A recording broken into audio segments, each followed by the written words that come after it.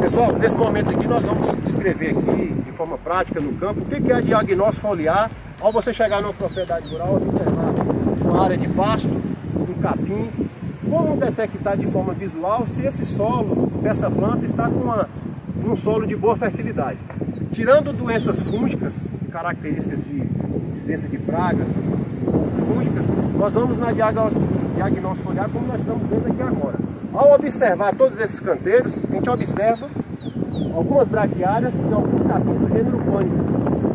O que é o pânico? São capins oriundos do antigo colonião. Então, nesta situação aqui desse campo agroecológico, você observa que todas as plantas foram submetidas ao mesmo confronto de adubação, de fundação, adubações de cobertura e os cortes sistemáticos simulando o pastejo.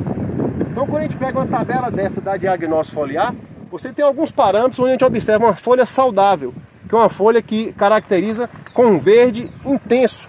Se eu encostar aqui nessa folha aqui, se assemelha muito com essa tonalidade de folha. Já quando você observa ao fundo o Aries e o MG2 paredão, que são os dois últimos canteiros desse lado direito aqui, onde eu estou do lado direito, observe a cor da folha, tá com uma cor o quê? Mais um amarelo mais claro. O que significa isso? O que um técnico interpreta nessa situação? A gente interpreta simplesmente que nas mesmas condições, com a mesma adubação, você observa que a braquiária ela sobressai em relação ao volume de massa e a tonalidade de folhas. O que está indicando aqui uma cor dessa folha? Um verde mais escuro com um verde mais claro. Se eu pegar e fazer uma coleta e levar para um laboratório de nutrição animal, qual das duas folhas vai ter um valor maior de proteína bruta? A folha mais escura. Então, proteína bruta, a gente visualiza exatamente numa área de pastagem, em maior ou menor quantidade, pela diagnóstico foliar. Aqui eu já tenho praticamente absoluta certeza que em valor de percentual de proteína bruta, PB, se eu fizer uma composição bromatológica, essa aqui vai ter mais proteína bruta do que aquela. Porque aquela ali já está apresentando um sintoma que a gente fala assim, uma clorose, que é uma folha amarelada. Ou seja, está indicando que aquela planta é extremamente exigente e a mesma adubação que eu fiz com a braquiária, para ela não é o suficiente. É um confronto dentro de uma área para a gente extrapolar essa informação e passar para o produtor rural, para o pecuarista.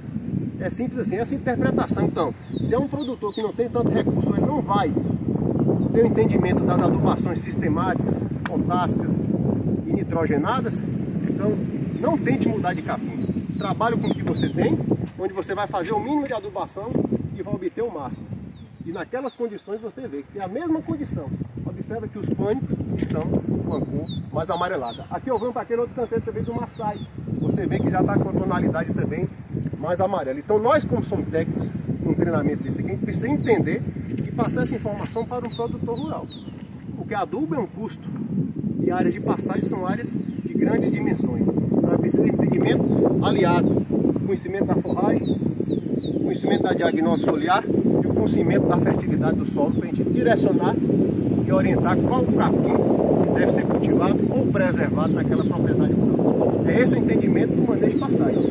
Não há capim milagroso, não há capim melhor do que o outro. Todos os capins são bons, onde cada um vai ter sua exigência e sua produção de massa de forragem conforme o que tem no solo.